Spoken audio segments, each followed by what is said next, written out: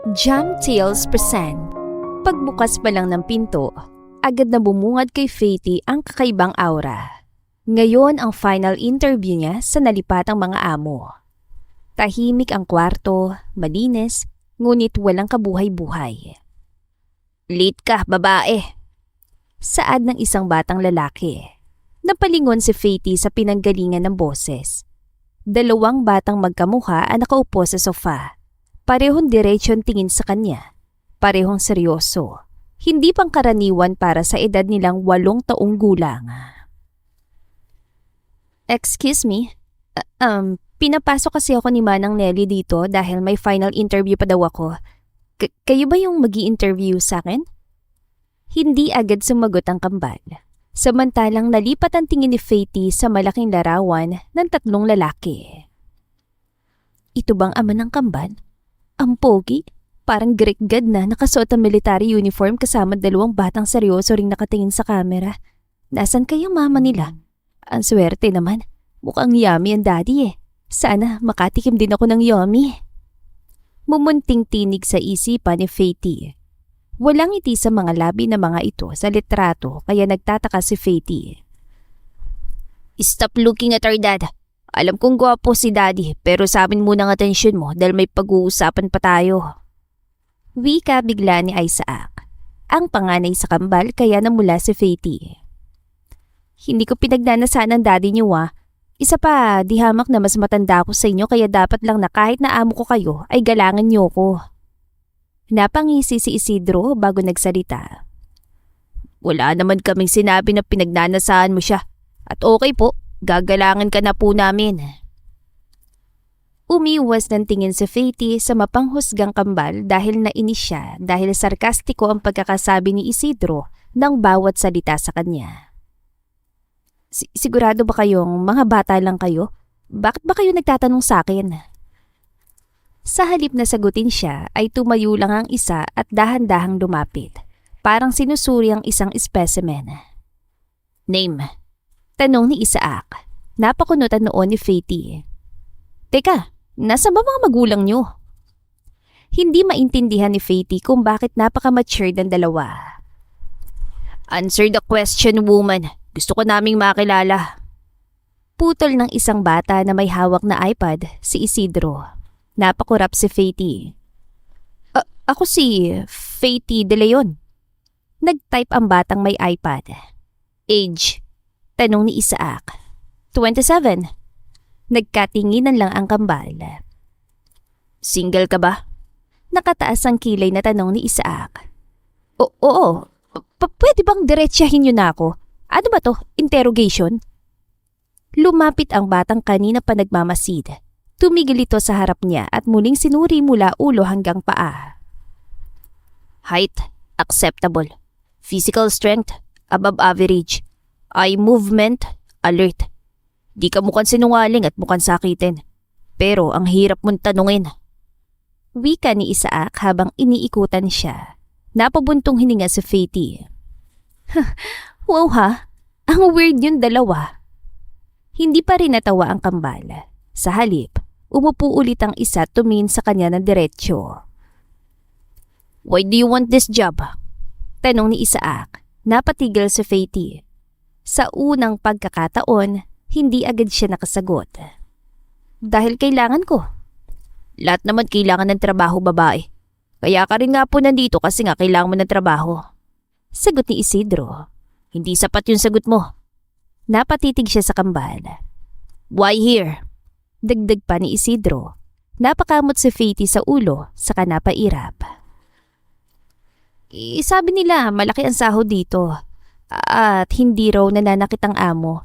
At saka pinili niyo ako, di ba? Kaya bakit pa kayo nagtatanong?" Saglit na natahimik ang kambal. Nagkatinginan ulit sila. "Honest?" bulong ni Isaac. "Practical?" sagot ni Isidro. "Not emotionally driven. Mas okay kaysa sa pretentious Isaac." Napataas ang kilay ni Faty dahil sa pinag-uusapan ng dalawa. "Hello, naririnig ko kayong dalawa. Kailangan ko ng trabaho para makaahon sa kahirapan. Pwede na ba sagot yun?" Tumayo ulit si Isidro at naglakad paikot sa kanya. "Last question. anito. Huminto ito sa harap niya. Kung di ka namin magustuhan, aalis ka ba agad? Ngumiti si Faith, yung tipong may halong yabang at katotohanan. Depende. Sabay nilang tanong. Kung deserve niyo bang iwan na lang, kaya ko naman magtiis eh. Hindi naman siguro kayo mahirap alagaan. Natahimik ang kambal.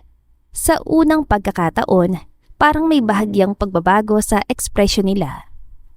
She's different, ani Isaac. Unpredictable, dagdag ni Isidro. Interesting, mukha naman siyang matalino gaya ni Daddy, kaya pasok siya sa standard Isaac. Sabay silang tumingin kay Faith. You're hired. Napahalokip-kip si Faith. Grabe, parang ako pang nasa probation Tumalikod na ang kambal. Welcome to our life, Miss De Leon. Do not disappoint us. You are our soon-to-be mom. Wika ni Isaac at ngumisi. Ha? Hindi ko kayo marinig. Nasaan bang parents nyo? After a week, makikilala mo si Daddy kapag nakabalik na siya mula sa trabaho. Nakangiting saad ni Isaac. Nagulat si Faith. Yup, at for sure, magugustuhan mo siya. Sabi ni Isidro. Sana rin hindi ka magalit sa gagawin namin. Ani Isaac. Napahinto si Faith sa sinabi ng kambal. Nagkatinginan ng kambal habang papalayo. Step 1 complete. Bulong ni Isidro. Subject accepted. Sagot ni Isaac. Proceed to phase 2. At sa unang pagkakataon, ngumiti ang kambal. Sa ngayon, sa 1 week mong pamamalagi rito, wala kang ibang gagawin kundi ang magpahinga at magpalakas. Mag-i-start ang trabaho mo oras sa dumating ng daddy namin. Parang matandang tura ni Isaac. By the way, his name is General Isandro Isagani. Pwede mo siyang pagnasaan. Saad ni Isidro. Walang nagawa si Faith kundi sundin ang mga ito. Lumipas ang 1 linggo at nagtataka na siya sa trato sa kanya ng 2 matatalinong bata. Para kasi siya naka-VIP. Tahimik ang buong mansyon ng gabing yun. Pero sa kusina, may kakaibang nangyayari. Sigurado ka ba rito? Tanong ni Isidro habang nakatingin sa hawak niyang maliit na bote. Relax, sagot ni Isaac. Hindi naman harmful. Mild, sedative lang para makatulog ng mahimbing sila Daddy. Kapag nabihisa natin ang nani natin at nagamit natin ang pabango ni Ma'am, successful ang plano at sasaya na rin si Daddy. Tinutulungan tayo ni Nanay Nelly dahil for sure, maya-maya lang dadating na si Daddy. Si Manang Nelly ang mayordoma ng mga Isagani na tumutulong sa kambal na hanapan ng mamahalin ang boring nilang ama na kinalimutan ng sarili matapos mawala ang kanilang ina. Sa tingin mo sasaya na si Dad? For sure magagalit yun sa atin. Kaya ba talaga natin, Isaac? Tanong ni Isidro. Yes, Isidro. Sagot ni Isaac. Samantala, sa dining area, nakaupo si Faith at kumakain. Ang sarap naman ng luto niyo, Manang Nelly. Parang may extra love talaga. Ang tagal dumating ng parents ng kambal. Gusto ko sana silang kausapin para formal din na magpakilala at makapagsimula na rin ako sa trabaho ko rito. Ngumiti ang matandang kasabwat sa plano ng kambal. Para sa bagong miyembro ng pamilya ang hinain ko, Faith. Hindi napansin ni Faith ang bahagyang sulyap ng kambal sa kanya at sa kinakain niya. Pagkatapos mo rito ay tumaas ka sa isang kwarto. Huwag ka naman natili sa maid's room. Suotin ang naroon at gamitin ang pabangong nasa mesa. Makahulog ang wika ng matanda. Grabe, pang VIP ang trato niya sa akin, nakakatuwa naman. Hindi alam ni Faith na may binabalak pala ang tatlo.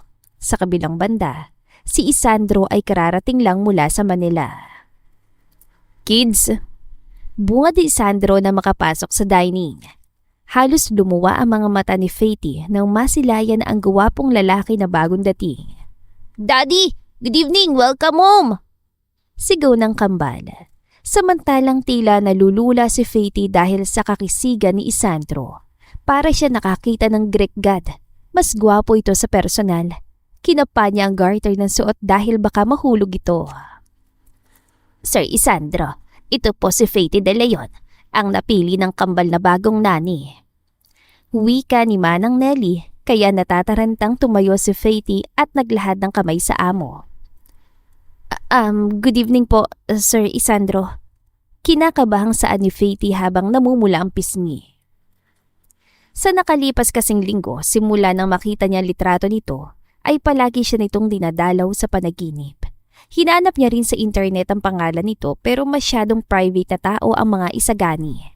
Samantalang titig na titig si Isandro kay Faty at napansin yon ng kambal na agad tumayo at humawak sa kamay ni Faty. Akala ni Isandro ay ito ang yumaong asawa. Well, hindi naman sila magkamukha, subalit hindi maiwasan ni Isandro na isiping si Ina si Faty. Okay, ipupunta na po namin siya sa kwarto niya, Daddy. Bye, kumain na po kayo ng marami. Saad ni Isaac at hinila si Faty na takantaka. Saka naman napangiti si Manang Nelly at inilabas ang tiyaang may halong pangpagana sa kama para ibigay kay Isandro na agad namang yung ininom. Whiskey. Gusto ko ng whiskey, nanay. Bulong ni Isandro na nakatitig pa rin sa likod ni Faty na hila-hila ngayon ng kambal. Makalipas ng ilang oras ay nahihilo si Faty. Ano ba to? Parang ang bigat ng ulo ko. Tas ba't ang ganda-ganda ng kwarto ko ngayon? Basag trip naman ng kambal na ito. Sana natitigan ko pang Prince Charming sa panaginip ko. Pinilit yan tumayo matapos isuot ang bili ng kambal na suotin niya. Sa kabilang banda naman, napahawak si Isandro sa sentido. What the? Naparami ba ako ng inom? Hindi naman niya kamukha si Ina. Patagal ko nang iniwan ang asawa ko kaya imposibleng siya si Faty. Unti-unting nagdilim ang paningin ni Isandro. Pakiramdam niya ay may humihila sa kanya. Hindi niya maintindihan kung saan siya patungo. Hanggang sa may humawak sa kamay niya at pinasok siya sa master's bedroom at narinig niya ang pagsara nito. Samantalang nakahiga si Faty sa kama. Ano ba to? Parang ang init ng katawan ko. Hinawakan niya noon niya. Nilalagnat ba ako? Ang malas naman. Bukas pa lang simula ng trabaho ko tapos sumakit agad ang ulo ko. Dahil ba to kay Sir Isandro? Ang landi ko ha? Mamaya may asawa na yun, nakakahiyang kalandian ko. Napatigil siya sa pag-kausap sa sarili nang marinig ang pagbukas-sara ng pinto. Dahan-dahan siyang napalingon at doon niya nakita ang tila isang hari. Nakatayo sa pintuan na medyo magulo ang buhok at ang mga mata ni Isandro nakatingin lang kay Faty. Parang hindi siya sigurado kung panaginip ba ang lahat. Ha? Anong ginagawa ni Sir Isandro dito? Nananaginip na naman ba ako? Isang panaginip na naman yata ito. Ina, ikaw ba yan? Ina? Tuluyan silang nakulong sa kwarto. Napakunutan noon ni Faty. Ha? Sinong Ina? Sir, mali po kayo ng kwarto. Dahil unti-unting lumapit si Isandro. Parang may hinahanap. Parang may gustong patunayan.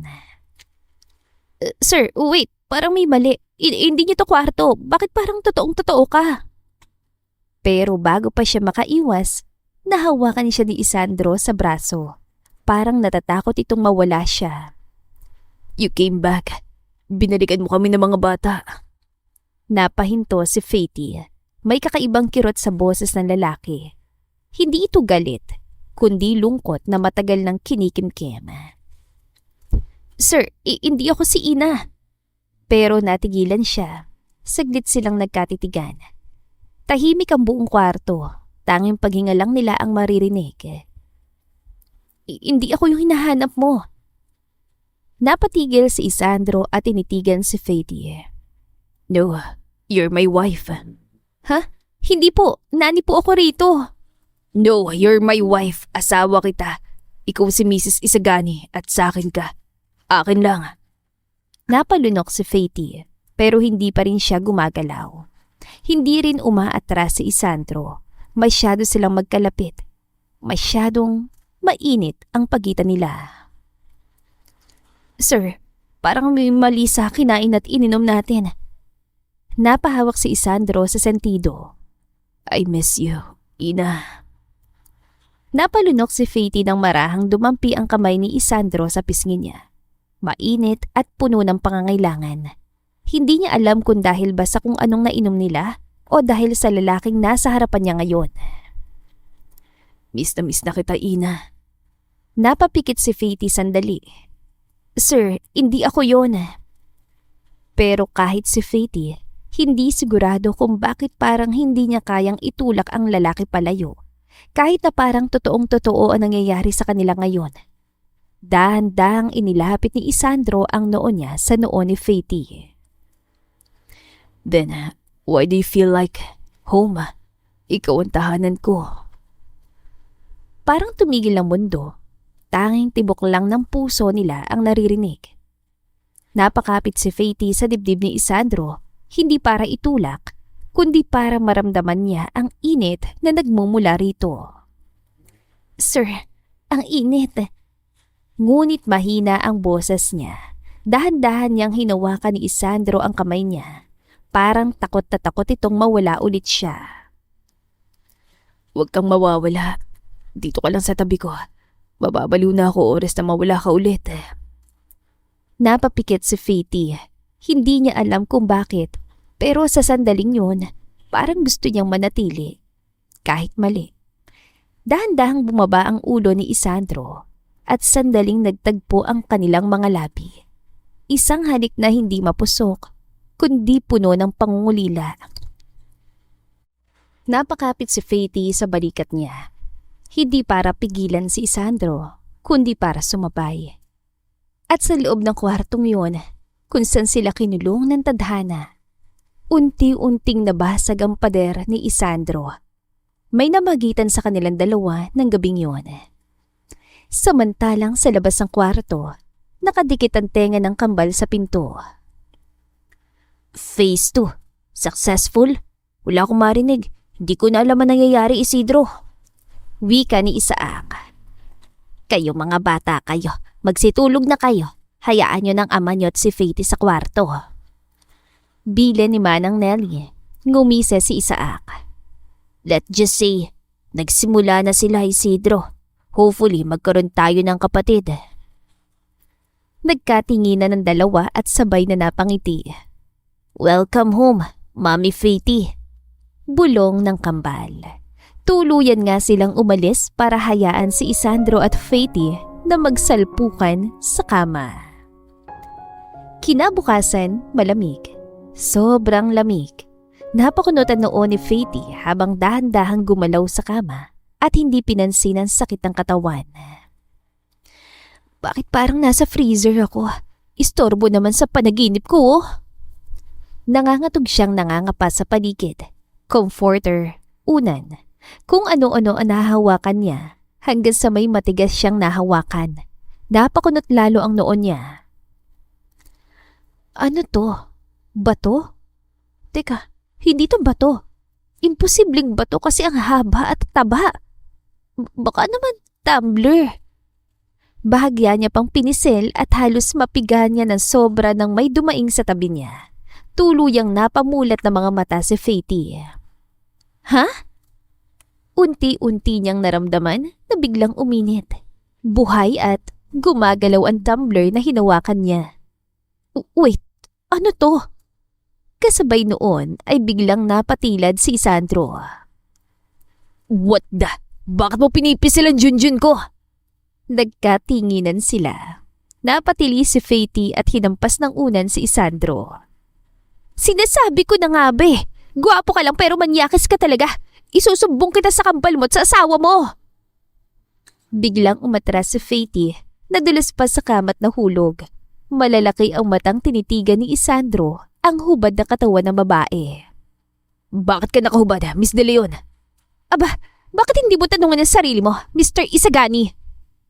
Nataranta si Faith at hinila ang kumot, dahilan kung bakit bumalandra ang hubad na katawan ni Isandro.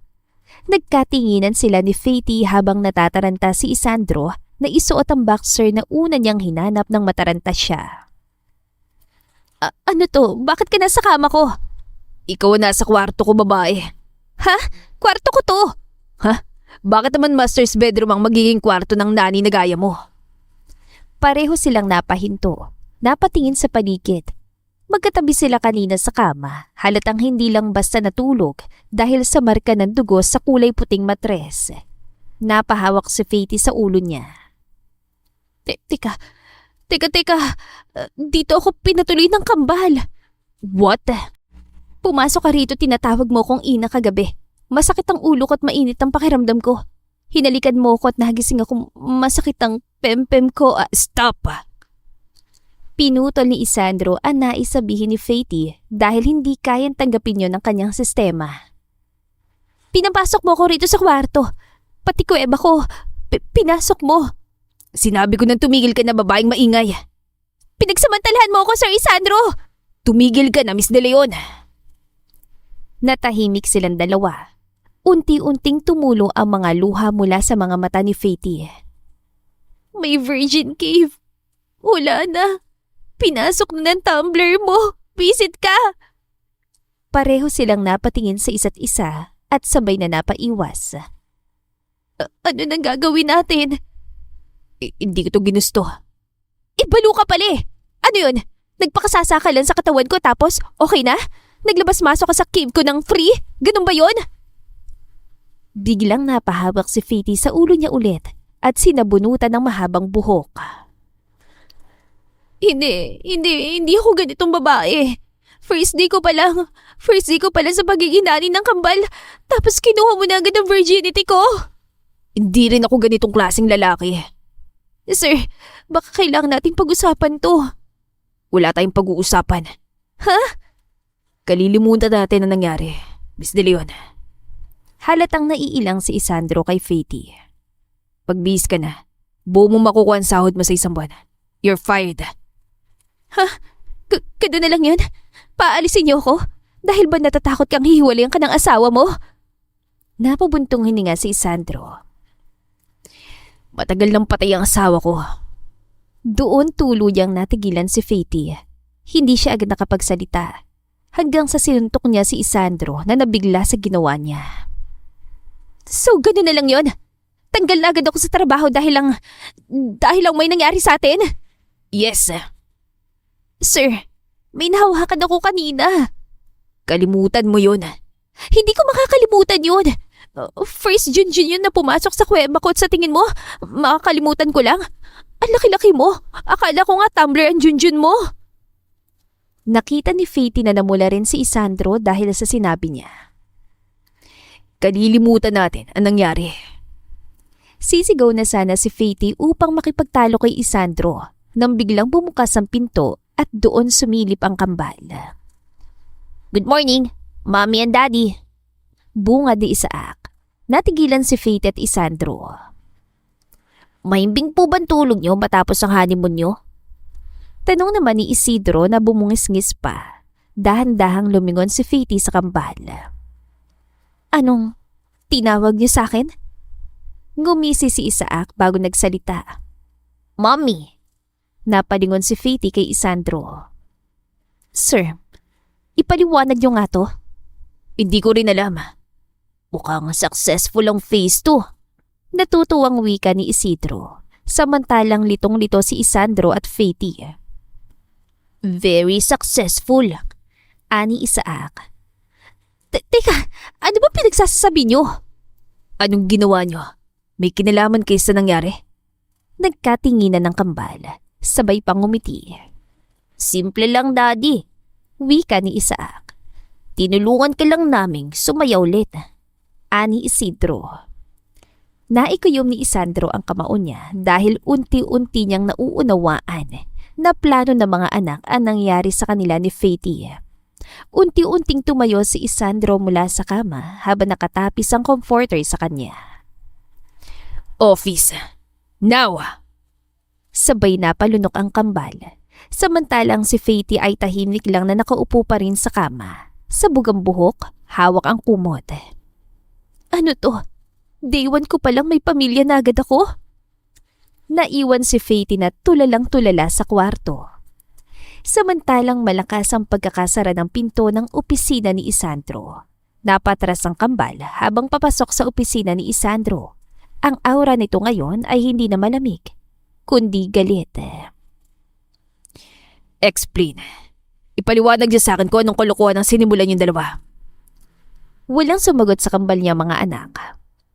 Anong ginawa niyo? Isaac, Isidro. Napakagatlabi si Isidro habang si Isaac pilit pa rin naging kalmado. Tinulungan ko lang po namin, Daddy. Kalmadong sagot ni Isaac. You dragged me. Alam niyo bang masama yun? Alam kong matatalino kayo pero hindi lahat ng nalalaman niyo ay dapat gawin. Mayroon lang yun, Daddy. Hindi naman po namin sinobrahan ni Isaac. Wika ni Isidro. Dumagundong ang pagkakasampal ng palad ni Isandro sa mesa. Napatalo ng dalawa. Bilang isang general ay ginawa niya ang lahat para maturuan ng mga anak at upang maging matured agad at matuto. Hindi niya akalain na ganito ang gagawin ng mga ito sa kanya. Pinainom niyo kami ng kung ano ni Miss De Leon at hinayaan na makulong sa isang kwarto. Di ka namin pinilit, Daddy. Ginusto mo rin naman po yun. Kamukha niya si Mommy and we know you will like her. Pangangatwira ni Isaac. Alam ng dalawa na mali ang ginawa nila pero desperado na silang mapasayang ama. Manahimik kayong dalawa. Biglang bumigat ang hangin. Sa labas ng opisina, nakatayo si Faithy. Nanginginig ang kamay niya habang hawak ang doorknob at hindi niya na malayang naririnig na niyan lahat. Kung ganon, ay napili lang ako ng kambal kasi kamukha ako ni Ina. Kagabi, ginalaw lang ako ni Sir Isandro dahil akala nila ako si Ina. Madiin na napapikit si Faithy at sa hindi maipaliwanag na dahilan ay naiyak siya samantalang nagpatuloy ang tensyon sa loob ng opisina. Anong klaseng pagpapalaki to? Hindi ko kayo pinalaki para ganito hinangaman niyo. Anong klaseng pag-iisip meron kayo? Kami lang to, Dad. Gusto lang naman namin na maging masaya ka na talaga. Nakayukon saan ni Isaac. Hindi normal to. Nandamay pa kayo na ibang tao. Mga bata pa lang kayo. Hindi dapat ganitong iniisip niyo. Hindi rin normal yung ginagawa mo sa amin. Tuluyang sigaw ni Isidro. Biglang natahimik si Isandro. Nanigas siya sa kinatatayuan niya. What? Sa labas ay tahimik lamang na umiiyak si Faithy. Hindi normal na parang wala kang mga anak, Daddy. Bulong ni Isaac. Hindi normal na parang kami ang may kasalanan kung bakit wala na si Ma'am. Kami ang sinisisi mo kaya siguro tinatrato mo kami na parang isang matanda na kasi kami ang may kasalanan kung bakit namatay si Mommy. Umiiyak na tura ni Isaac. Parang may sumabog, hindi galit, kundi katotohanan. Hindi yan ang totoo. Kailanman hindi ko naisip na isisi sa inyo kung bakit namatay ang mami niyo matapos kayo ipanganak. Ginagawa ko lahat ng ito para hindi kayo mapahamak at tuparin ang pangako ko sa mami niyo na aalagaan ko kayo. Sinungaling! Umiiyak na wika ni Isaac. Hindi mo sinasabi na kasalanan namin pero pinaparamdam mo naman. Tura ni Isidro. Kaya nga gumawa kami ng paraan upang umanap ng babaeng mamahalin mo katulad ng pagmamahal na meron ka kay mami. Natahimik ang tatlo sa loob ng opisina.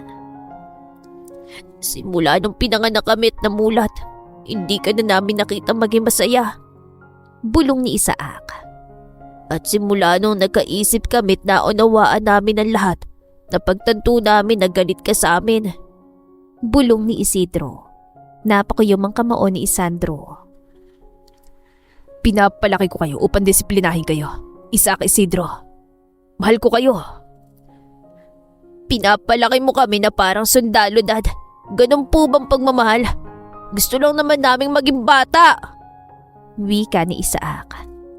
Walang lambing, walang yakap, walang pagmamahal ang pagpapalaki mo sa amin. Saad ni Isidro. Samantalang sa labas ay tahimik lamang si Faithy. Hindi niya inaasahan ito. Hindi niya inaasahan na ganito kabigat ang pinanggagalingan ng kambal. Kaya kami gumawa ng paraan hindi lang para sa'yo, kundi para na rin maramdaman na namin kung paano mahalin ang isang ina. Umaasa kaming mamahalin kami ni Ate Faithy. Saad ni Isaac. At gusto lang naming bumalik ka sa pagiging masaya na magkaroon din tayo ng kumpletong pamilya. Saad ni Isidro. Gusto lang naman naming magkaroon ulit ng pamilya, Dad. Nakikiusap na sabi ni Isaac. Hindi makapagsalita si Isandro dahil tumagos sa lahat ng sinabi ng kambal niyang anak. Gusto lang naming maging masaya ka ulit, Dad. Malambing na sabi ni Isidro. Tahimik lang si Isandro habang nakakuyom ang kamao niya. Hindi ko kayo sinisisi. Kailanman hindi ko sinisi sa inyong pagkawala ni Ina. Pero hindi siya pinaniwalaan ng kambal. Pero ganun ang pinaparamdam mo sa amin, Dad. Umiiyak na saad ni Isaac. Araw-araw. Dagdag ni Isidro. Napapikit si Isandro at sa unang pagkakataon, nabiyak ang boses niya. Hindi ko kayo sinisisi, kundi ang sarili ko. Kasi kung mas maaga ko lang naitakbo ang mami niya sa ospital, hindi sana niya dinanas ang hindi kumpletong pamilya. Napatingin ang kambal. Kung hindi ako umalis doon, kung nasa tabi niya ako at hindi pinili ang trabaho ko, baka buhay pang mami niyo. Mas lalong naiyak ang kambal at naunawaan ni Faty na ang pamilyang paglilingkuran niya ay punong-puno ng lamat na nakaraan. Dad, bulong ni Isaac. Kaya huwag niyong gawin to ulit. Unti-unti niyang tinaas ang tingin. Hindi niyo kailangan pilitin akong sumaya at mandamay pa ng babaeng labas naman sa gulo ng pamilya natin. Isaac Isidro. Si Miss De Leon ay hindi si Ina. Pero paano kung subukan mo lang na mahalin si Ate Faty? Umaasang tanong ni Isaac. Sa isang linggo niya rito, kahit na sinusungitan namin siya at inuutusan kahit hindi pa niya ikaw nakikilala, hindi siya nagre-reklamo. Kahit ang madalas na hindi niya naiintindihan ang sinasabi namin ni Isaac, hindi siya nagre-reklamo. Bulong ni Isidro. Ngayon naintindihan na ni Faty. Hindi lang pala siya nadamay, kundi napunta siya sa isang pamilyang basag. Sa mga batang uhaw sa pagmamahal at pag-aaruga ng isang magulang at ang lalaking nangungulila sa babaeng minamahal nito.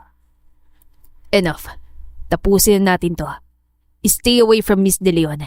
Hihingi kayo ng tawad sa kanya at hindi natin siya idadamay sa magulo nating pamilya, kids. Nalungkot ang kambal. Walang mangyayari ulit. Wala na akong iibigin pa ulit.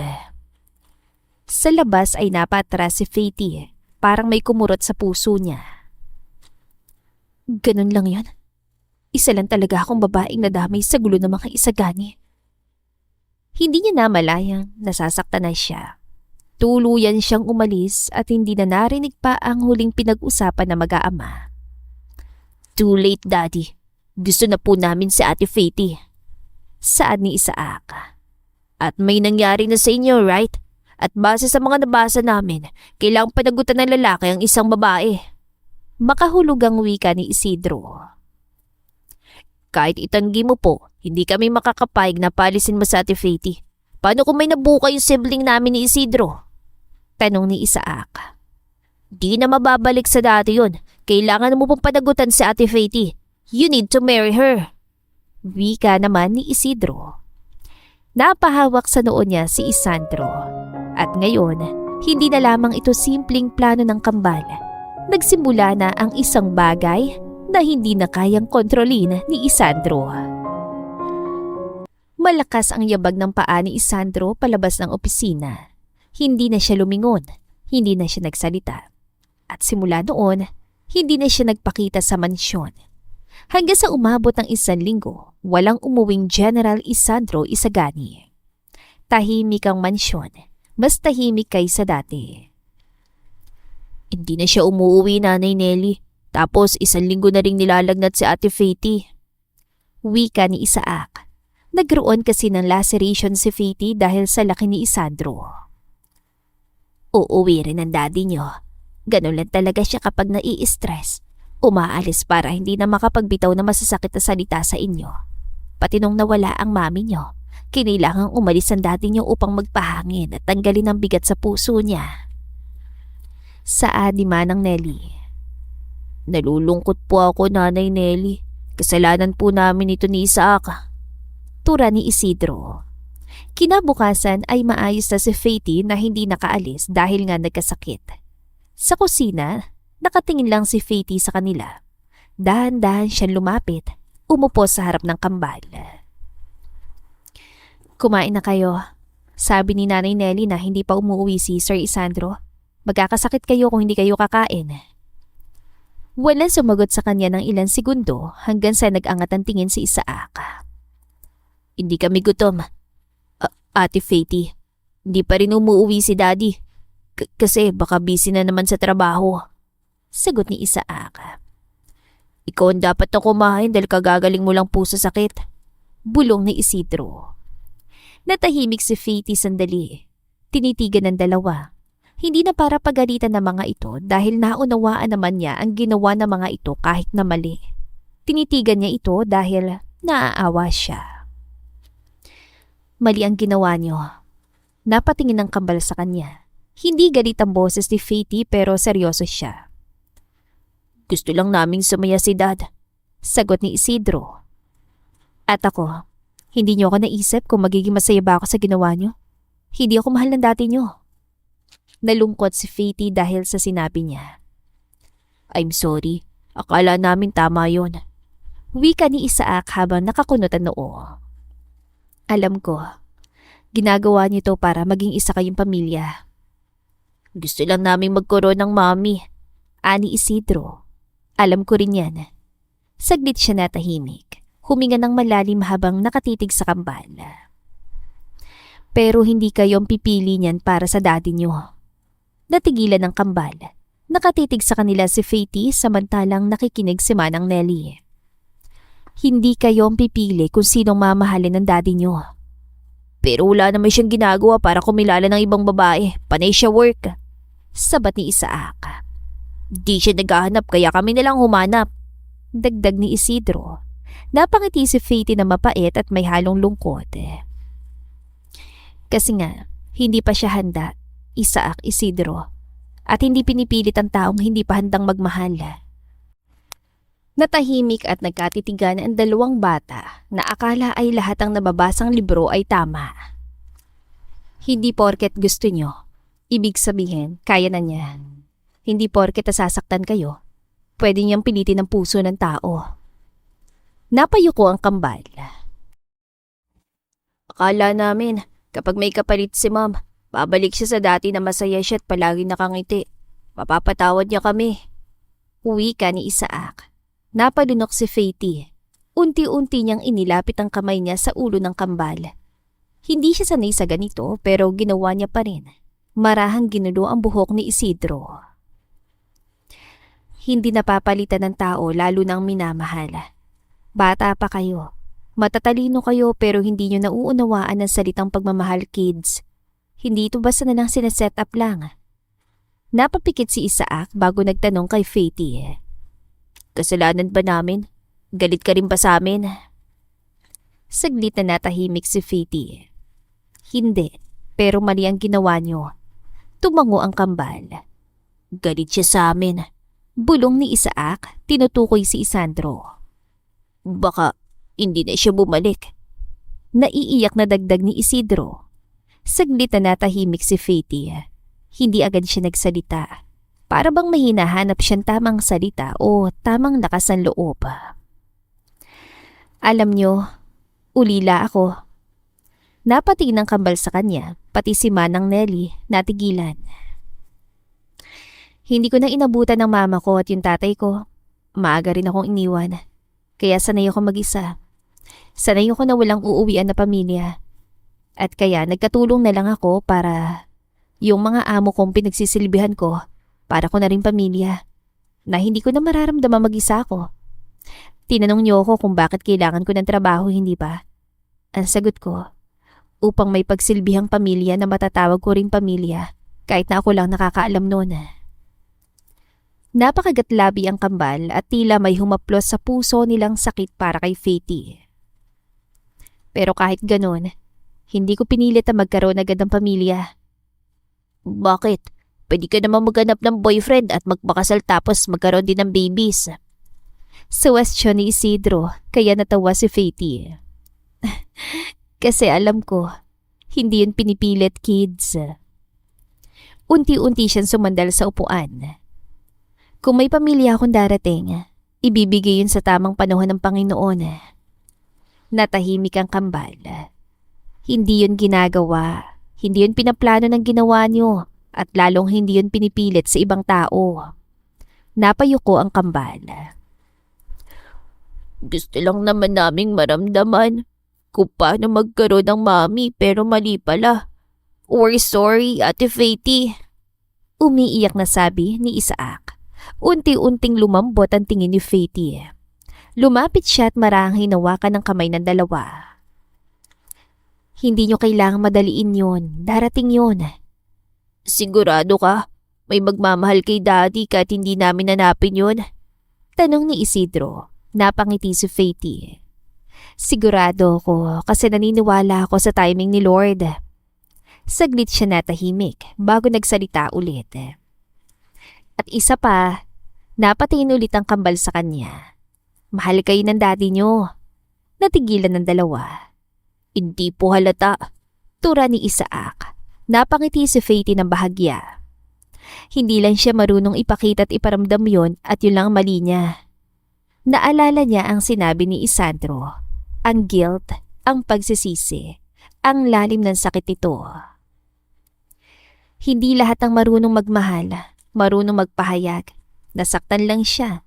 Hindi lang dahil nawala ang mami niyo, kundi dahil pakiramdam niya, kasalanan niya yon. Napapikit si Isidro. Narinig mo kami? Tanong ni Isidro. Tumango si Faty. Lahat. Niyakap ni Faty ang dalawang bata. Mahal na mahal niya kayo. Napakapit ang kambal sa kanya. Mahigpit, parang matagal na nilang hinahanap yon. Miss na namin si Dad. Wika ni Isaac. Gusto namin siyang bumalik. Dagdag ni Isidro. Napapikit si Faty at tila ito ang purpose niya. Ang mailapit ang mag-aama sa isa't isa bago niya iwan ang mga ito. Babalik yon kasi hindi niya kayang iwan ang mga mahal niya. Umaasa na rin si Faty na babalik si Isandro. Doon bahagyang kumirot ang dibdib ni Faty. Hindi lang para sa kambal, kundi para sa kanyang sarili dahil ayaw niya na tila replacement lamang siya ni Ina. Ikawalong gabi. Tahimik pa rin ang buong mansyon. Ngunit ngayong gabi ay may kakaiba. Sa sala, nakahiga ang kambal sa sofa kasama si Faty. Parehong gising, parehong hindi makatulog. Pagbukas ng main door, napalingon silang tatlo. Si Isandro umuwi na. Basang-basa mula ulo hanggang paa. Magulo ang buhok, pagod ang mukha. At ang mga mata niya, hindi na kasing lamig tulad ng dati. Dad, mahinang tawag ni Isidro. Pero hindi sumagot si Isandro. Hindi siya tumingin sa kambal. Sa halip, ang tingin niya ay napunta kay Faty at naramdaman na naman niya ang kakaibang pintig ng kanyang puso para sa dalaga. Napakunot noon ni Faty. Sir? Hindi ba't sinasanti na kita? Hanggang sa huminto sa harap niya si Isandro na nakakunot ang noo, kaya napatas ang kilay si Faty. Samantalang umuwi si Isandro dahil nabasa niyang mensahe ni Manang Nelly na hinahanap na siya ng kambal at nagkasakit si Faty. Iiwan na po namin kayo para makapag-usap kayong dalawa. Saan ni Isidro, kaya naman ngumiti si Faty. Bayad ang 1 month ko rito, kaya itutuloy ko na sa kontrata, Sir Isandro. Casual na sagot ni Faty nang maiwan sila ni Isandro. Ayos ka lang. Saglit na natigilan si Faty. Hindi niya inaasahan yun. Ikaw dapat ang tatanungin ko kung ayos ka na ba. Parehas silang natigilan at namula. Sa likod, nakatayo ang kambal. Huminga ng malalim si Isandro. Parang may binubuhat. Parang may pinipilit ilabas. Hindi ako umuwi. Hindi dahil ayokong bumalik. Napatingin si Faty sa kanya. Kundi dahil hindi ko alam kung paano haharap sa inyo. Sa salitang yon, unti-unting bumagsak ang pader sa pagitan nila ni Faty. Napayuko ang kambal. Sorry, Dad. Wika ni Isaac, kaya nalipat ang tingin ni Isandro sa anak na hindi tuluyang umalis sa living room. Hindi na namin uulitin. Sabat naman ni Isidro. Dahan-dahang ngumiti si Sandro sa kanila. Lumapit kayo kay Daddy. Nagkatinginan ng kambal. Parang hindi sigurado pero dahan-dahan silang lumapit sa ama. Hanggang sa biglang hinila sila ni Isandro. Dad, I miss you. Umiiyak na tura ni Isaac. You're back. Huwag ka na po magalit Sabi naman ni Isidro. Hindi ako umalis dahil gusto ko lang natakbuhan kayo, kundi para mag-isip. Nawala lang ako sandali upang pagnilayan ng sarili ko at pagsisihan na naging matigas ako sa inyo. Sa gilid, nakatingin si Faty. Tahimik ngunit may ngiti sa mga labi. Hanggang sa napansin siya ni Isandro. Unti-unting kumala sa kambal at lumapit sa kanya si Isandro. Ikaw, Faty de Leon. Ako? Bakit ako? Hindi ka pa umalis. Bakit? Nais mong panagutan kita? Napairap si Faty. Ano to? Paalisin mo na naman ako? Saglit siyang tinitigan ni Isandro. Hindi ako aalis dito hanggat hindi ko nakikita na nagiging mabuting ama ka sa mga alaga ko. Okay, fine. Kaya kong kalimutan na nangyari sa atin katulad ng sinabi mo. Pero dapat kalimutan mo rin. Bumawi ka sa anak mo. Napatas ang kilay ni Isandro dahil sa katalasan ng bibig ni Faty. Parang wala ng awkwardness dito. Hindi ka ba naiilang sa akin? Bakit ako maiilang sa'yo? Hindi naman kita mahal. Natigilan si Isandro doon at napakunot ang noon niya. Sa hindi inaasahang pagkakataon ay hindi niya nagustuhan ang sinabi ni Faty. At paano kung mabuntis kita? Di pa kasalan mo ko. Ano? Deal? Nilalabanan lamang ni Faty ang kaba samantalang natutuwa si Isandro sa kanya. Okay, deal. Natigilan si Faty. Ha? Payag ka sa sinabi ko? Hindi kita tatanggalin. Tulungan mo ako maging magulang. Napakurap si Faty. Hindi niya inaasahan ang sinabi ni Isandro. Sigurado ka? Yes. Gusto kong subukan magmahal. And hopefully, ikaw na yun. Sa likuran nila, unti-unting napangiti ang kambal. Phase 3? Mahinang tanong ni Isaac sa kakambal. Success! Sagot ni Isidro. Ngunit sa dalawang puso, ibang laban na ang nagsisimula. Sir, klaruhin ko lang ha. Mananatili ako as nani o stay as, Hindi natapos si Faty dahil napahinto siya sa titig ni Isandro. Stay because I want to court you. Liligawan kita. At sa pagkakataong yun, wala pang label, wala pang kasiguraduhan. Pero meron ng simula para kina Isandro at Faty. Ilang araw matapos bumalik si Isandro, unti-unting bumalik ang ingay sa mansyon pero hindi ibig sabihin ay normal na. Sa pool area, tumataho ang kambal habang hinahabol sila ni Faty. Hoy, ibaba niyo yung iPad na yan. Study time na. Isusumbong ko kayo sa daddy niyo. 5 minutes! Sigaw ni Isidro. Negotiable, Mami Faty. Give us 5 minutes more. Pakiusap ni Isaac. Negotiable mukha niyo. Ngayon na! Nagkagulo, takbuhan, tawanan. Sa kabilang banda sa gilid, nakasandal si Isandro sa pader. Pinapanood sila. Hindi niya namamalayan. Napapangiti na siya lalo nang magtanggal ng sapin sa paa si Faty at mas bumilis ang takbo para mahabol ang kambal. Hanggang sa biglang nadula si Faty at bago pa siya tuluyang matumba, nahawakan siya ni Isaac. Careful, Mami, baka may baby na sa tummy mo tapos takbo ka ng takbo. Tura ni Isaac. Natigilan din si Isandro sa paglapit para sana tulungan si Faty. Napakunatan noon ni Isandro pero pareha silang nagkatitigan ni Faty dahil sa sinabi ni Isaac. Hindi ako mami nyo at isa pa, hindi ako buntis no, rereglahin na ako. Nililigawan ka ni Daddy kaya mami ka na namin.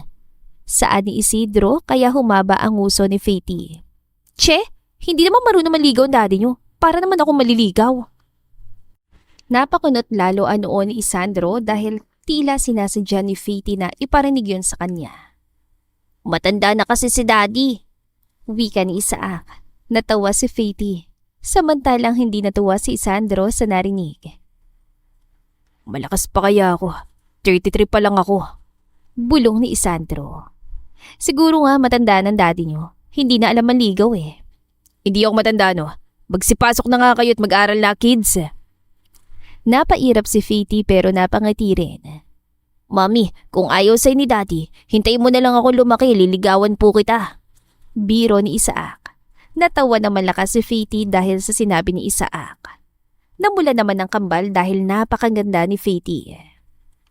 Ako rin mami, liligawan din kita pag lumaki ako. Sabat naman ni Isidro. Hindi napansin ni Faith ang titig ni Isandro.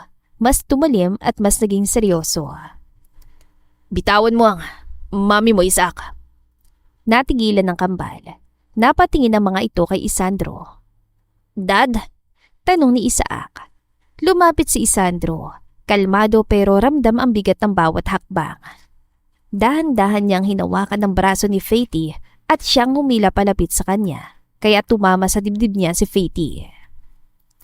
Ibigay niyong iPad niyo sa akin. Mag-aaral kayo. Now! Napakurap si Faith. At sa tingin niyo ba ipapayag akong ligawan yung mami niyo? Hindi. Sa akin na siya. Maghanap kayo ng iba. Halos malaglag ang panga ng kambal pero hindi napigilan na kiligin. Samantalang seryoso lamang si Isandro. Pumasok na kayo ron at mag-aaral. Now! Kumakabog ng napakabilis ang puso ni Faith dahil sa sinabi ni Isandro. Ilang araw pa lang pero narito si Isandro. Nilalandi siya. Grabe ka naman sir. Bata lang yan. Mga anak mo yan oh. I said now! Nagkatinginan ng kambal at tahimik na umalis. Naiwan si Faith at Isandro. Namumula si Faith. Ano yan sir? Walang sagot. Nakatingin lang si Isandro sa kanya. Anong pinagsasasabi mo na? Hindi ko alam ang maligaw. Kaya ko. Abala lang ako sa trabaho. Tinatapos ko lahat para may maila na mas maraming oras sa inyo ng mga bata. Namula si Faith dahil hindi siya makapaniwala na nagpapaliwanag ito. Teka sir, nagsiselos ka ba? Namula si Isandro at umiwas ang tingin. Bakit naman ako magsaselos? 33 na ako. 8 years old lang mga yun. Mas nababagay ako sa'yo. Malakas na natawa si Faith dahil sa sinabi ni Isandro. Biglang napatingin si Isandro sa kanya habang nakakunot ang noo. Bakit ka tumatawa? So, nagsiselos ka nga, General Isagani? Hindi. Nakangisi na si Faith ngayon. Sigurado ka? Bear kids, bakit naman ako magsiselos sa bata? Exactly, at mga anak mo sila. Natahimik si Isandro. Or baka ayaw mo lang na may ibang humahawak sa akin. What? Hindi no. Hindi ko lang gusto na sinabi nilang liligawan ka nila kahit sa akin ka naman na. At doon napahinto si Isandro. Unti-unting tumalim ang tingin niya. Ayokong magpaligo ka pa sa iba. Halos malaglag ang panga ni Faith sa sinabi ni Isandro. Ha? Baliw ka ba? Mga bata yung... Pero bago pa siya makapagsalita, biglang may sumingit na boses. Wow! May nobya na pala kayo, General Isagani. Wika ng isang babae. Napalingon silang dalawa. Isang babae at lalaki ang nakatayo sa pintuan. So, ito ang babae mo? Tanong nito, kaya natigilan si Faith. Nakita niya rin ang isang lalaki na nagpipigil ng tawa. Napakunutan noon ni Faith. Tumigil ka nga, Kas. Ano na naman ang ginagawa niyo rito? Nakakunutan noon tanong ni Isandro at halos mapatalon sa gulat si Faith nang hawakan siya ni Isandro sa bewang. Ngumiti ang babae. Hi, ako ang fiancé ni Isandro. Nakangiting sabi ni Cas kaya natigilan si Faith. Parang tumigil ang mundo. Ha? Anong sabi mo? Dahan-dahang napalingon si Faith kay Isandro na nakakunot ng noo. Sir, may fiancé ka? Sasagot na sana si Isandro nang maunahan siya ni Cas. Yes. At doon, may kung anong kumirot sa dibdib ni Faith. Lumapit pa si Cas. I'm Cassandra, soon to be Mrs. Isagani. Sa gilid sumilip ang kambal at sabay napasimangot nang makita si Cass. Samantalang si Faith, unti-unting napangiti na mapait. Ah, ganun pala. May fiancé ka na pala. Napatingin si Isandro sa kanya. Parang may gustong sabihin pero nauna si Cassandra. I hope you know your place. Tumatawang saan ni Cass. Tumigil ka na nga. Ano ba yung pinagsasabi mo? Inis sa tanong na ni Isandro at magsasalita sana na lumayo si Faith sa kanya. Doon bumalik ang dating Faith. Ngumiti siya kahit litong-lito na siya. Relax ka lang, ma'am. Alam ko naman kung nasan ako. Lumapit siya at diretso sa harap ni Cassandra. Pero tanong ko lang. Saglit siyang tumingin kay Isandro bago muling bumalik ang tingin kay Cassandra. Sigurado ka bang nasa tamang lugar ka? Sa likod, nakangiti ang kambal. Now, this is interesting. Ani Isaac na siyang tumawag kay Cassandra. Very interesting. Wika naman ni Isidro. Last na tong mangingailam tayo sa love life ni Dad. Mukha namang nagugustuhan na nila ang isa't isa.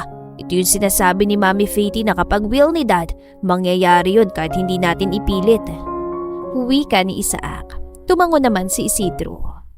Sa kabilang dako si Isandro. Nakatingin lang kay Faith na nabigla ng harangan siya ni Luis sa harapan niya. Ayaw mo sila mag-usap, babae sa babae. Natatawang wika ni Luis. No, she's lying. Inis na sabi ni Isandro. If mahal ka talaga ng babaeng yan, makikita natin. Hamon ni Luis, kaya natigilan si Isandro at nanahimik. Nagkatitigan sina Faith at Cassandra. Parehong matalim ang tingin, parehong ayaw magpatalo. Alam mo, ang lakas ng loob mo para sumagot sa akin. Alam mo ba kung sino ko? Tanong ni Cass. Oo, ikaw yung babaeng dumating bigla tapos nagdeklara na ikaw yung magiging Mrs. Isagani. Pero hindi ko alam kung invited ka ba rito.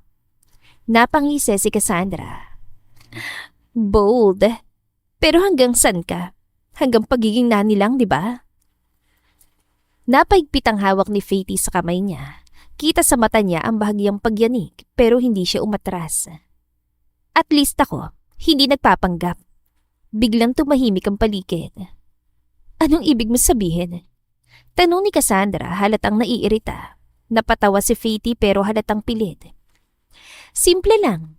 Kung talagang fiancé ka niya, bakit parang hindi niya kayang ipagtanggol yun ng diretso sa akin? Napatingin ang lahat kay Isandro. Nakatitig lang ito kay Faith at doon may kung anong bumigay kay Faith. Hindi niya inaasahan na masasaktan siya. Akala ko, si Ina lang ang kalaban ko sa general na ito. Mahina ang boses niya, halos pabulong pero sapat para marinig ng lahat.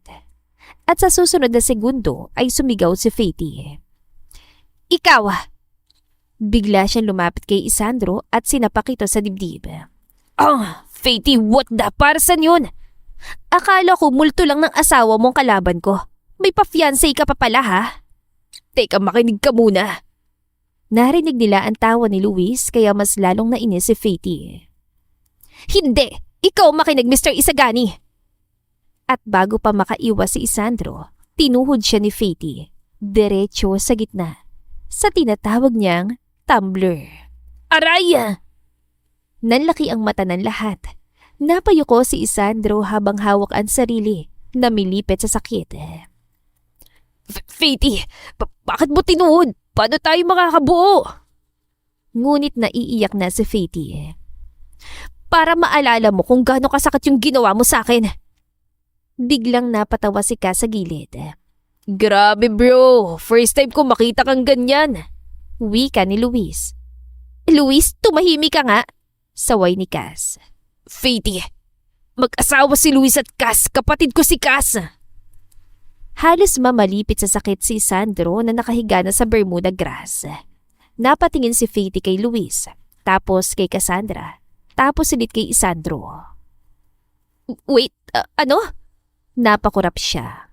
Mag-asawa? Asawa mo siya? Sabay turo kay Cassandra. Oo, legal na legal. Wika ni Luis. Parang may sumabog sa ulo ni Faith. Dahan-dahan siya napalingon kay Cassandra. Mag-asawa kayo? Yes. Pumunta lang ako rito dahil ipinagmamalaki ka ng kambal sa akin. Saan ni Cass?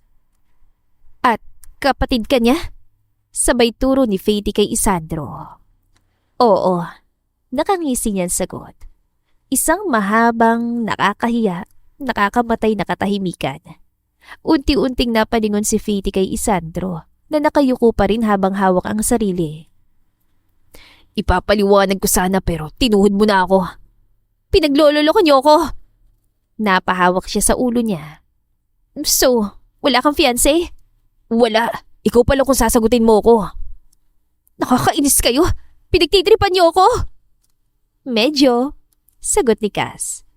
Biglang napasabunot sa buhok niya si Faith. Namumula, nahihiya, at umiiyak. Nakakahiya. Sinapak ko, tinuhod ko pa. Napatingin siya kay Isandro. Sorry.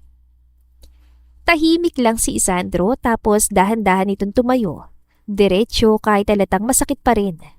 Okay lang. Huminga siya ng malalim. Worth it naman.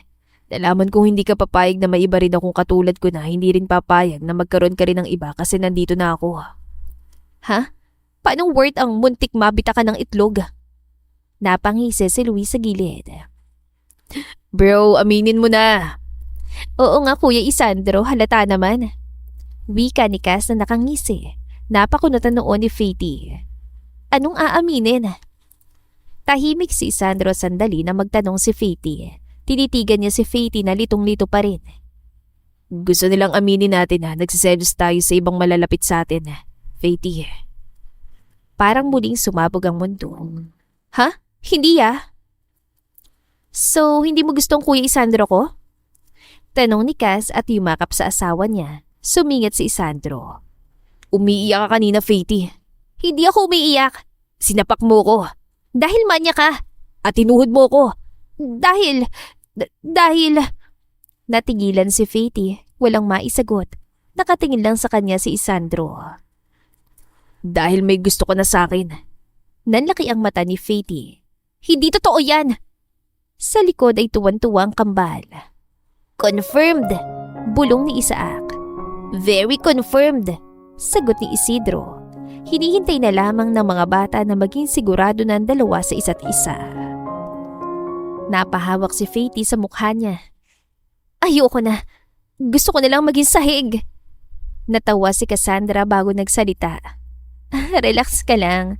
Actually, gusto ka namin. Oo, bagay kayo. Sagot ni Luis. Tama na kayo. Huwag niyo na ako asarin pa. Pero kahit nagwawala siya, hindi niya maitago ang pamumula ng mukha niya. At si Isandro at tahimik lang siya nakatingin kay Faith. Ngayon, sigurado na siya. Hindi na lamang ito plano ng kambal. Hindi na aksidente. May nararamdaman na silang dalawa ni Faith sa isa't isa. At mukhang pareho na silang handa ng magbukas ng puso para sa isa't isa. Lumipas sa mga araw at naging maganda ang naging takbo ng ligawan ni Isandro at Faith. Hindi na aksidente ang bawat titig. Hindi na aksidente ang bawat paglapit at lalong hindi na aksidente ang unti-unting pagbilis ng tibok ng puso nilang dalawa. Ilang araw matapos ang insidente kay Cassandra, tahimik ang mansyon pero hindi na malamig. Sa garden, nakaupo si Faith sa bench habang hawak ang isang baso ng juice. Tahimik lang, pinapanood ang kambal na naglalaro sa damuhan. Hanggang sa may umupo sa kanyang tabi, si Isandro. May dala itong maliit na paper bag kasamang bulaklak. Ano yan? Snacks and flowers for you. Ha? Marunong ka pala magdala ng stock at ng bulaklak. Hindi sumagot si Isandro. Tahimik lang na inabot sa kanya ang laman. Paborito niyang banana bread mula sa kusina. Natigilan si Faith. Paborito ko to. Alam ko, palagi mo yung kinakain lately. Napatingin siya kay Isandro. Paano mo nalaman? Malamang, pinapanood kita palagi. At saka sinabi ko na sa iyo hindi ka na nani ngayon. Kundi, soon to be girlfriend ko kaya huwag ka na magtrabaho. Namula si Faith. Creepy mo namang maligaw. Observant lang. Nagulat si Faty nang punasan nito ang dumi sa gilid ng labi niya dahilan ng pagbilis ng tibok ng puso ni Faty. Simula noon, hindi enggrande ang panliligaw ni Isandro. Sinusundo siya nito sa kusina para sabay silang kumain. Hinahatid siya sa kwarto kapag gabi na. Pinapagalitan ng kambal kapag pinapaiyak siya dahil sobrang kukulitan ng mga ito, lalo kapag nakikipagbanding si Isandro sa kambal para bumawi rito. At higit sa lahat, pinipilit niyang maging mabuting ama, hindi isang general para sa mga anak niya. Isang gabi, sa rooftop ng mansyon, maliwanag ang buwan. Bakit mo ko dinala dito? Date. Ngayon lang tayo nagkakaroon ng oras dahil buong umaga kong inaasikasong kambal. Halos mabulunan si Faty. Ha? Ito na yon? Walang flowers, walang effort? Nagbibiro lamang si Faty upang itago ang kilig na nararamdaman. May pagkain, ako nagluto ng mga yan. Tinuro niya ang simpleng hapag na may 2 plato. Napatawa si Faty. Ang simple mo namang manligaw, parang hindi ka bilyonaryo Hindi ako sanay pero sinusubukan ko. I'm so sorry. Di na ako nagmahal pa simula nang mawala si Ina, kaya pagpasensya mo na kung wala akong maibigay. Natigilan si Faty. Sa unang pagkakataon, nakita niya ang lalaking hindi perpekto pero nagpapakatotoo sa harapan niya. Ngunit may takot pa rin sa puso ni Faty na baka kaya lamang siya ginugulo ni Isandro ay dahil kamukha niya si Ina. Habang kumakain, Faty. Nalipat ang tingin ni Faty kay Isandro. Yes? Hindi kita minahal dahil kamukha mo si Ina. Napahinto si Faty dahil tila nababasa nito ang agam-agam sa isipan niya. Minahal kita dahil ikaw si Faty. Nanahimik si Faty. Hindi siya agad nakasagot dahil sa puso niya may unti-unting bumubuo. Isang pag-asa na baka nga genuine ang nararamdaman ni Isandro sa kanya. Pero hindi lahat ng kwento ay puro kilig. Isang umaga, tahimik ang kwarto ni Faty. Nasa banyo siya. Hawak ang isang maliit na bagay. Isang piti. Nanginginig ang kamay niya. Hindi pwede. Dahan-dahan niyang ibinaba ang tingin niya. 2 linya, positibo. Parang tumigil ang mundo ni Faty. Buntis ako. Unti-unting tumulong ang luha niya. Hindi siya handa. Hindi niya alam kung anong gagawin. Ayokong pakasalan niya ako dahil lang nabuntis niya ako. Hindi pa namin lubusang pinagkakatiwala ng nararamdaman namin. Kinabukasan, tahimik si Faty sa sala. Hawak ang test, nakatago sa bulsa niya. Lumapit ang kambal. Mami Faty, okay ka lang? Tanong ni Isaac. Parang ang lungkot mo dahil ba nasa work na naman si Daddy? Binilinan niya kami na alagaan ka namin habang nasa work siya. Saan ni Isidro? Napatingin si Faty sa kanila at doon mas lalong bumigat ang dibdib niya. Kids, may tatanungin ako. Natigilan ng kambal sa tanong ni Faty. Nagkatinginan sina Isaac at Isidro. Parang may mabigat na bagay na hindi nila alam kung paano sasagutin.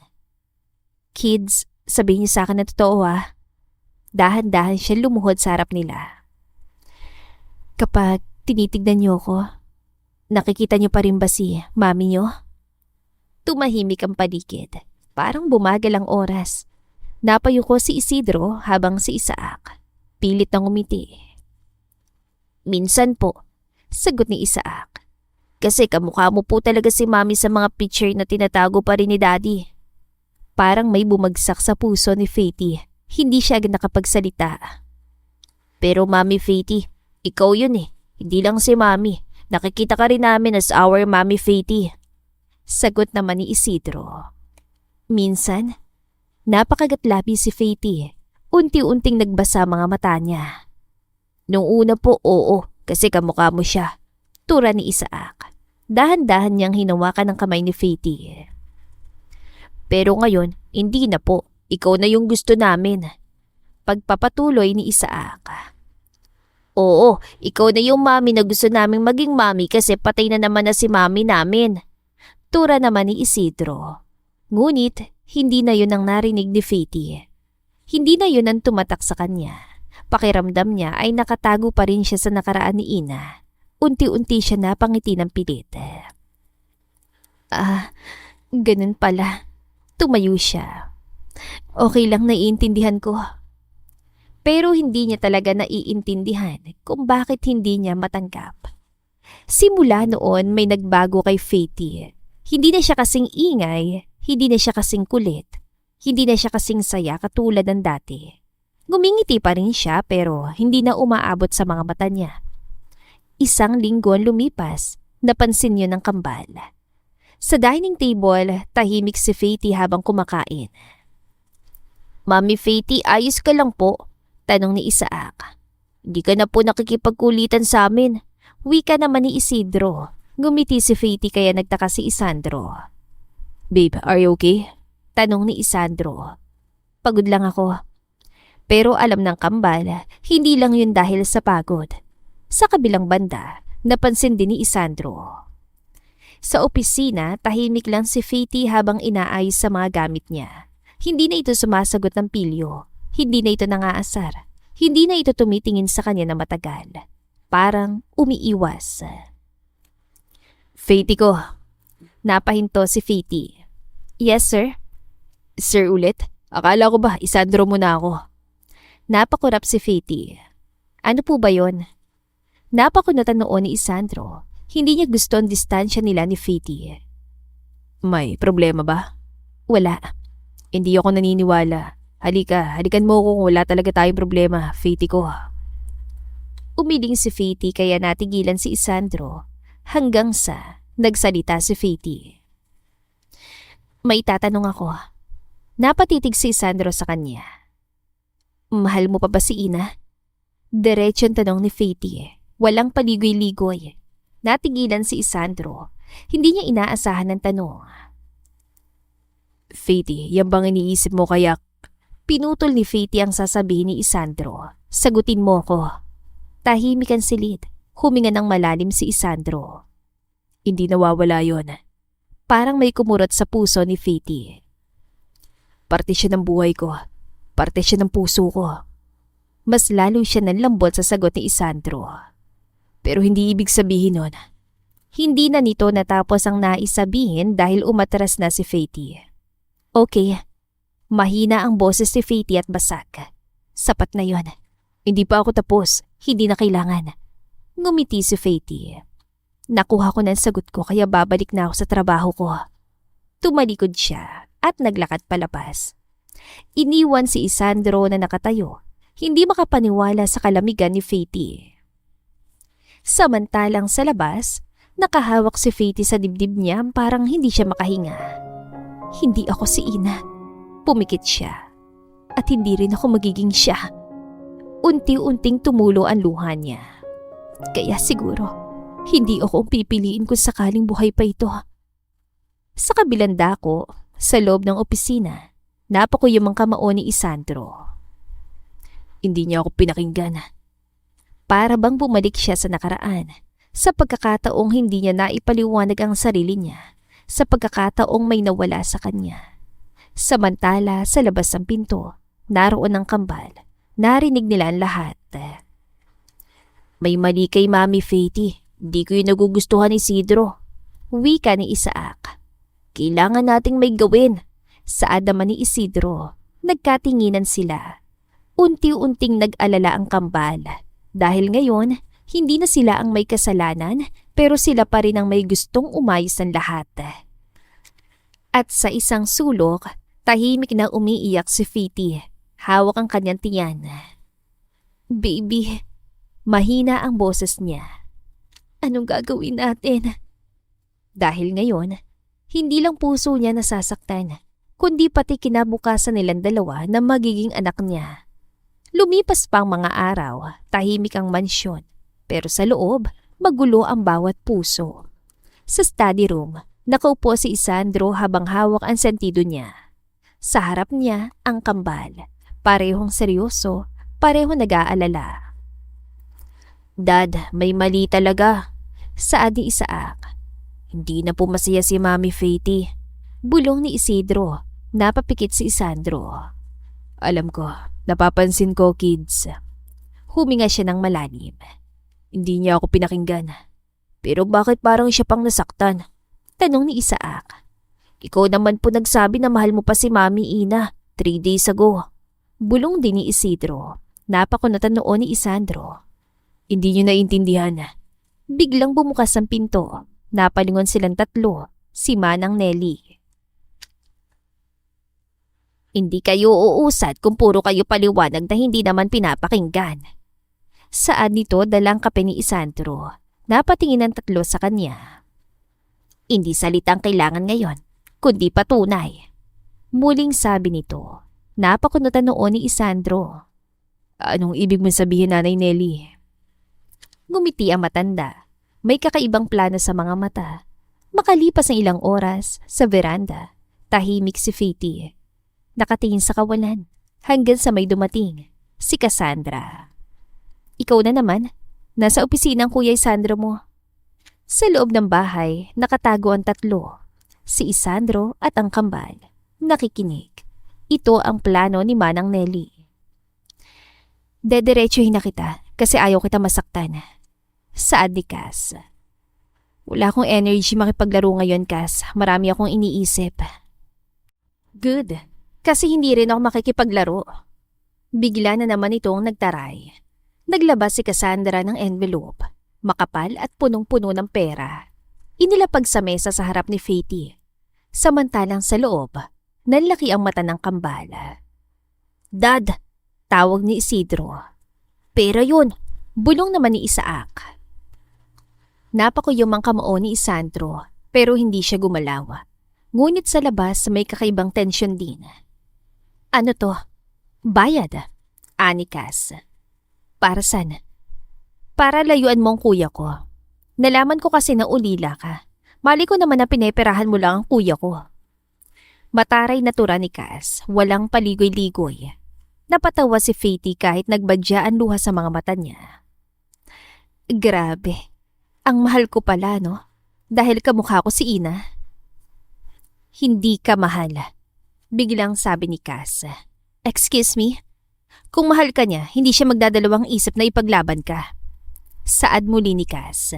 Tumahimik si Fatie. Pero kita mo naman, hanggang ngayon, may parte pa rin ng puso niyang hindi para sa'yo. Muling wika ni Cass. Unti-unting bumigat ang dibdib ni Fatie. So, I will make it easier for you. Turan muli ni Cass. Tinulak niya ang envelope palapit kay Fatie. Kunin mo yan, umalis ka at kalimutan mo siya. Walang galaw sa kanilang dalawa. Sa loob ay nagtatalo ng kambal. Hindi niya kukunin yan, di ba? Tanong ni Isaac sa ama. Titignan natin. Sagot ni Manang Nelly. Samantalang nakatitig lang si Fatie sa pera. Parang may dalawang boses sa isip niya. Isa, nagsasabing lumaban. Ang isa, nagsasabing umalis. Dahan-dahan siya nagsalita. Kung kukunin ko to, napatingin si Cassandra. Tapos na? Yes. Makakaalis ka na rito. Dahil base naman sa kwento ng kambal sa akin, tila wala ka sa sarili mo. Kaya i-assume na baka ayaw mo na rito. Saad ni Cass. Baka pagod ka na makipaglaro ng bahay-bahayan sa kuya ko. Samantalang naniga si Isandro, parang may sumaksak sa puso niya sa narinig kay Fatie. Sa kabilang dako ay napapikit si Fatie. Unti-unting tumulo ang luha niya. Hindi na ako masasaktan. Natigilan doon si Cassandra. Hindi niya akalain na iiyak si Fatie. Hindi na ako maghihintay na ako naman ang isipin nila. Hindi kinaya ni Isandro ang naririnig mula kay Fatie. Dahan-dahang inilapit ni Fatie ang kamay niya sa envelope. Nanginginig, halos hindi makahinga. Hindi niya naririnig ang pagmamakaawa ng kambal sa ama. Dad, please, lumabas ka na! Ani Isaac, pero si Isandro nakatitig lang, naghihintay, natatakot. Sa labas, hawak na ni Fatie ang envelope. Humigpit ang kapit niya pero bago pa siya makapagsalita, naunahan siya ni Cassandra. Let's not pretend. Diretsyon tingin ni Cass. Layuan mo si kuya. Tura nito. Parang may sumampal kay Fatie. Don't act innocent. Alam ko nahuhulog ka na sa kanya. Tahimik lamang si Fatie. pero hindi ikaw mahal niya. Ani Cass. Tumahimik ang mundo kahit nagpatuloy si Cass. Si Ina pa rin. Napayuko si Faithy.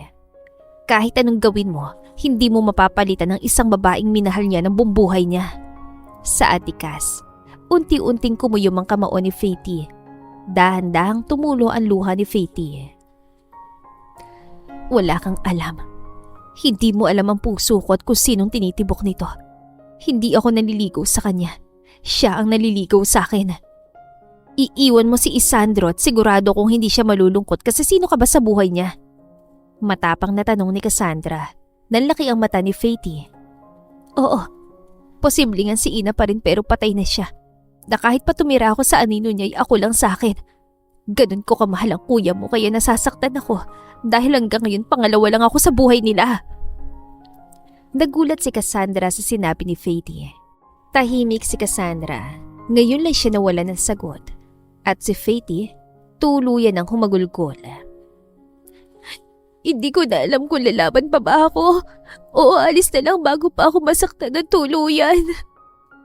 At sa unang pagkakataon, hindi na lang pagmamahal ang nakataya, kundi isang pamilyang maaaring mabuo o tuluyang masira. Sa kabilang dako ay tuluyang pumutok si Isandro. Nasaktan siya na kinimkim lahat ito ni Faithy sa pag-aakalang si Ina pa rin.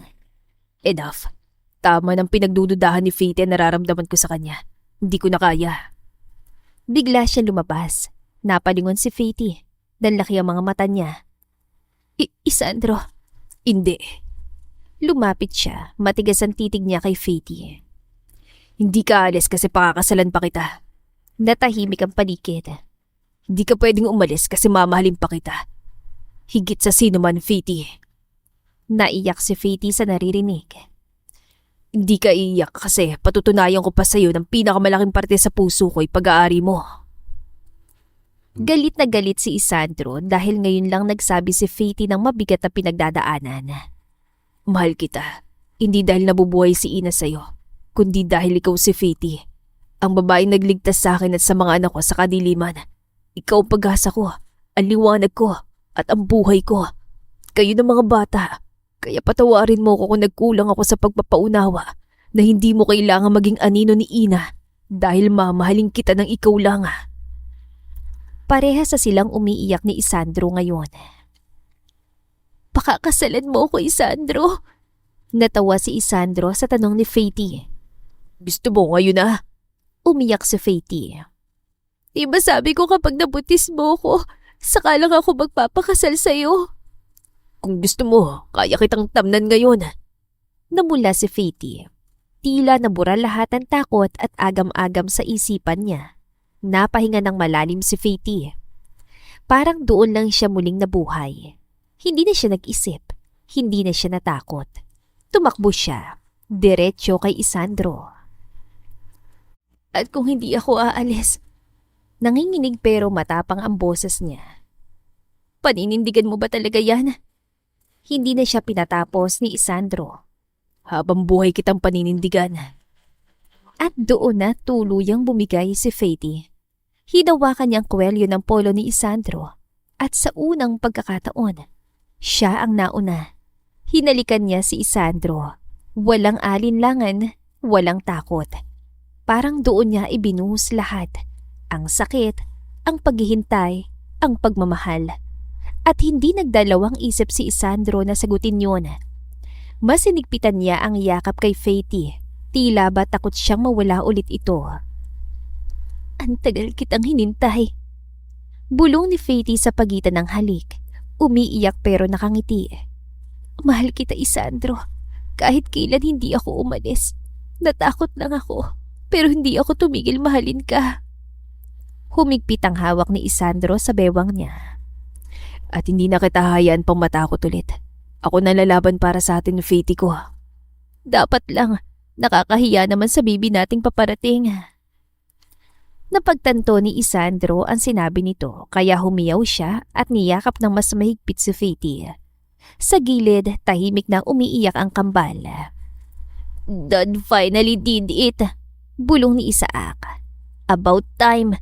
Singit ni Isidro pero halatang naiiyak din. Napailing si Cassandra.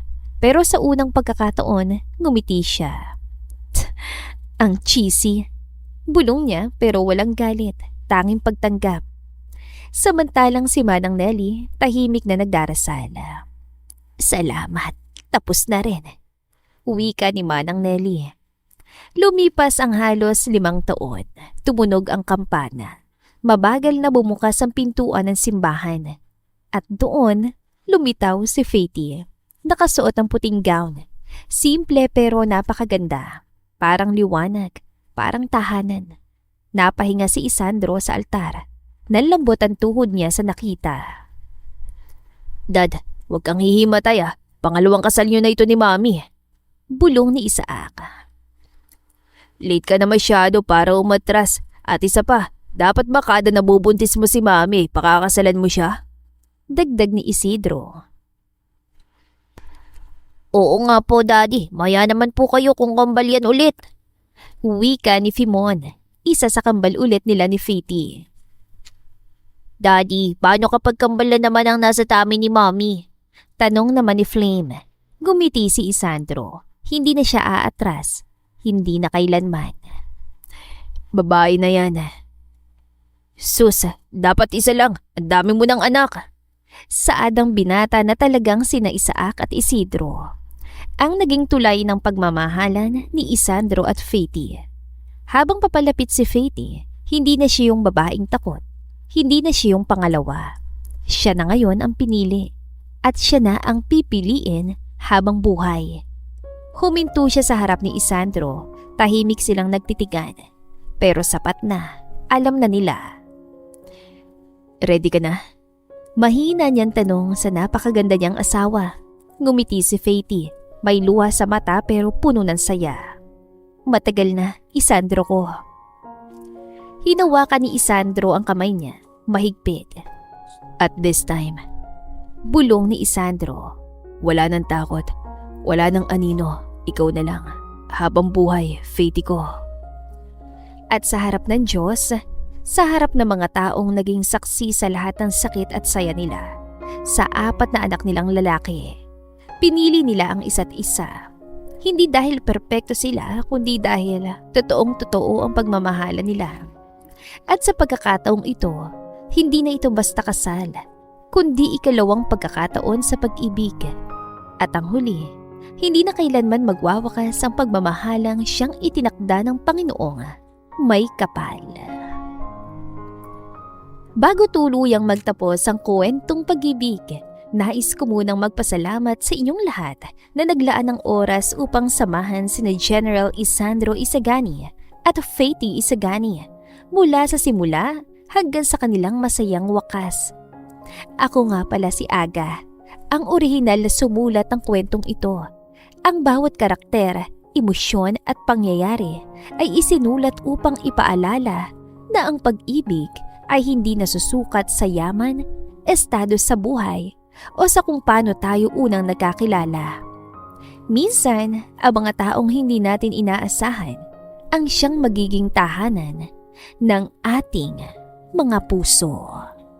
Maraming salamat. At dito na po nagtatapos ang ating kwentong pag-ibig. Maraming salamat po sa pakikinig. To God be the highest glory. Hanggang sa muli. Paalam!